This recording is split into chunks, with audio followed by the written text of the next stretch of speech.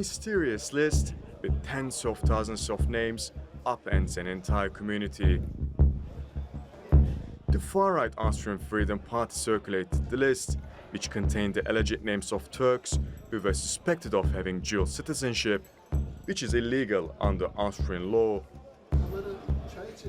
For more than a year, tens of thousands of Austrians with Turkish roots lived under a cloud of suspicion, fearing their citizenship would be stripped. This is a list whose origin and sources are unknown. Who created this list? When was this list created and for what purpose was this list created? Not a single answer at all. It's an Excel chart where there is a high possibility for manipulation. The Austrian Federal Criminal Police said there are no answers to these questions. Even the Freedom Party itself that circulated this list could not answer these questions. Following a legal case filed against the state, the Constitutional Court delivered a judgment last December that set a precedent, halting the process of stripping people of their Austrian citizenship. The Turkish community won the legal battle, but the case is having further implications.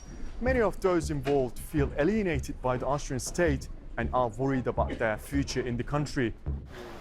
Despite the legal victory, people here tell us they were unfairly targeted and that suspicions against them remain. Diese Listen könnten von überall stammen. This list could have originated from anywhere. I could have written a list and incriminated some people, threatening their existence. It doesn't reflect our democracy or rule of law. Such shady lists should not be sufficient to destroy people's existence and their future.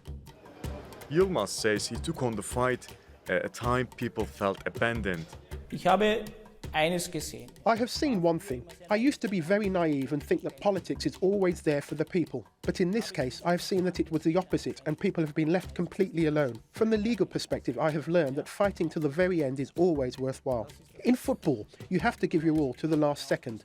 I do that with my job, and in this case, it was by all means worth it.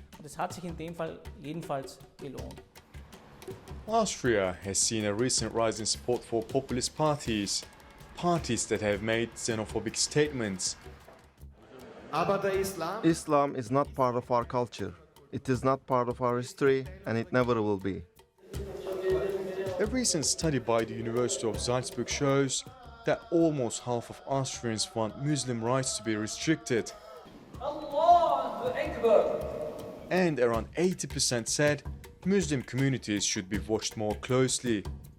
Wir sind nicht Teil dieser Gesellschaft. We are not part of this society.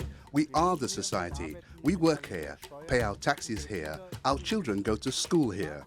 We are already right in the epicenter of life here. Then right-wing extremists come and try to exploit such things to intimidate people. I find it sad.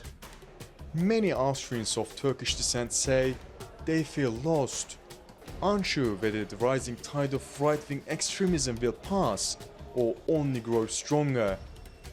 It's a prospect that has left them uncertain about their future. Yunus Paksoy, Strait Talk.